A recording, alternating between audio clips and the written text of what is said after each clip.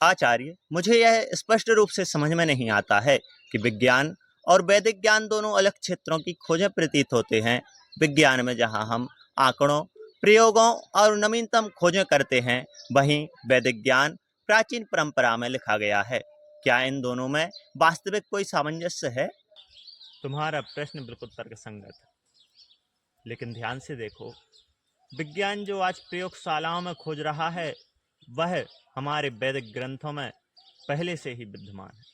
विज्ञान आधुनिक उपकरणों और विधियों का उपयोग कर प्रकृति के नियमों को सन्निहित कर रहा है, और वैदिक ज्ञान इन्हीं नियमों की आत्मा को प्रतिपादित करता है।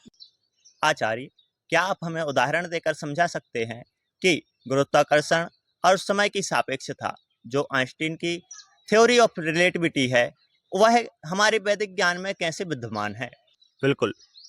आइंस्टीन ने जब सापेक्षता का सिद्धांत प्रतिपादित किया, तो उसने दिखाया कि समय और अंतरिक्ष में लचीलापन है, वे निरपेक्ष नहीं है। वैदिक दार्शनिकता में भी कहा गया है, कालः पूर्वम न चापरम, अर्थात समय स्थायी नहीं है, वह निरंतर प्रवाहित है। वैदिक शास्त्रों में ध्यान और साधना के माध्यम से यह अनुभव किया जाता है कि समय केवल भौतिक मापदंड नहीं है, बल्कि हमारे अनुभव का भी एक मापदंड है। इसी तरह गुरुत्वाकर्षण के नियम भी वैदिक चिंतन में प्रकृति के आपसी क्रिया के रूप में देखे जाते हैं, जहां प्रत्येक वस्तु एक दूसरे से संबंधित है, और यह संबद्धता सार्वभौमिक सत्य का प्रतिबिंब है। आचार्य, हमारे मन में एक और प्रश्न है। विज्ञान में हमें क्वांटम सिद्धांत बताता है कि अणुओं का व्यवहार अनिश्चितताओं से ग्रस्त है, जिससे यह स्पष्ट होता है कि सूक्ष्म जगत में हमारी पारंपरिक समझ सीमित है। क्या वैदिक ज्ञान में इन रहस्यों के लिए कोई समान दृष्टिकोण है? वैदिक ज्ञान ने भी आत्मा के निश्चितता और अनिर्वचनीयता पर प्रकाश डाला है। जब तुम उपनिषद में तत्त्वम असि का अर्थ समझते हो, तो अहंकार समय और अंतरिक्ष के पार जाकर एक अटल सत्य की ओर इशारा करता है। विज्ञान जहां सूक्ष्म जगत की अनिश्चितताओं से परिपूर्ण है, वहीं वैदिक चिंतन यह सिखाता है कि पदार्थ केवल एक प्रतिबिंब है, और उसकी मूल बात तो अनंत चेतना है। इस प्रकार क्वांटम की अनिश्चितता और वैदिक अनुभव दोनों ही हमें यही उपदेश देते हैं कि हमारे ज्ञानी सीमाएं केवल हमारी दृष्टि में है, जबकि असली सत्य अदृश्य एवं अपरिवर्तनीय है। आचार्य, वर्तमान समय में वैज्ञानिक प्रयोगशालाओं में ऐसी खोजें हो रही हैं, जैसे कि गुरुत्व तरंगों का पता लगाना, जिससे इस ब्रह्मांड की उत्पत्ति और संरचना का रहस्य मालूम होता है।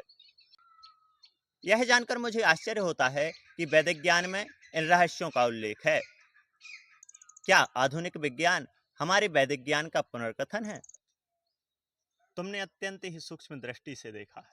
आधुनिक विज्ञान, जैसे कि लिगो द्वारा गुरुत्व तरंगों का सत्यापन, हमें यह प्रमाण देता है कि ब्रह्मांड एक गतिमान अनंत प्रक्रिया है।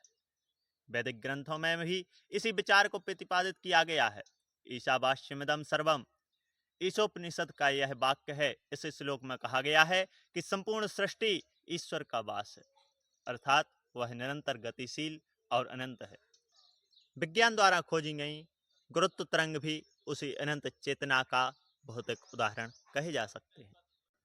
आचार्य, डार्क मैटर और डार्क एनर्जी के रहस्यमय पहलू मेरे मन में यह उत्सुकता बढ़ाते हैं कि वैज्ञानिकों ने बताया है कि इस ब्रह्मांड का 95% भाग ऐसे तत्वों से बना है जो हमें प्रत्यक्ष रूप से नहीं दिखाई देते हैं।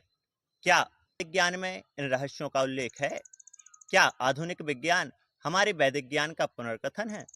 हे वत्स, विज्ञान जहां अंधकार पदार्थ और ऊर्जा के अप्रकट स्वरूप को खोजने में जुटा है, वहीं वैदिक ज्ञान में माया का वर्णन हमें यह बोध कराता है कि भौतिक जगत केवल एक आभासी आचरण है। ईशावास्यमिदं सर्वं व्यत्किज्य जगत्याम जगत्तैन त्वक्तैन भुज्जी था माँ ग्रथा कश्य शुद्धनम। यह उपनिषद श्लोक हमें यह संदेश देता है कि संपूर्ण जगत, चाहे वह दृष्टिगत हो या दृश्य, परम ब्रह्म की छाया है। विज्ञान की आधुनिक खोजें भी इसी प्राचीन सत्य का पुनरुत्थान है। आचार्य, आप कह रहे हैं कि जो विज्ञान की प्राचीन मान्यताओं का पुनर्कथन है, पर फिर भी मुझे लगता है कि विज्ञान ने कुछ ऐसे नियम खोजे हैं जो हमारे वैदिक ग्रंथों में वर्णित स्पष्ट रूप से नहीं किए गए हैं। शिष्य, विज्ञान की भाषा और वैदिक भाषा के शब्द अलग हो सकते हैं, परंतु उनके तत्व समान ही हैं।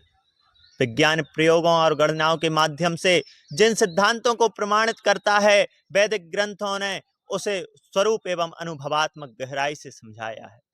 उदाहरण के लिए, क्वांटम सिद्धांत में जहां अणुओं के व्यवहार में अनिश्चितता देखी जाती है, वैदिक दर्शन में भी अचूकता एवं अनिर्वचनीयता का बोध होता है, जो माया के झूले जैसा ही प्रतीत होता है। आचार्य, अगर विज्ञान और वैदिक ज्ञान में इतनी समानता है तो क्या कहें कि जो आधुनिक विज्ञान जिस सत्य को उजागर आज कर रहा है वह हमारे वैदिक ज्ञान में पहले से ही विद्यमान है? क्या हम कह सकते हैं कि आधुनिक विज्ञान वैदिक ज्ञान की पुनः खोज कर रहा है? निश्चय ही विज्ञान निरंतर ब्रह्मांड के रहस्यों की खोज में लगा है, और वैदिक ज्ञान ने सदियों पूर्व ही उन रहस्यों का बोध कर दिया था। वैज्ञानिक विधियां हमें परिमाणात्मक प्रमाण प्रदान करती हैं, जबकि वैदिक चिंतन आता है जो आप परिवर्तनीय है। दोनों दृष्टिकोण अपने अपने साधनों से एक ही सत्य, ब्रह्मांडीय एकता, समय का लचीलापन और नियमों की परस्पर निर्भरता का उद्घोष करते हैं।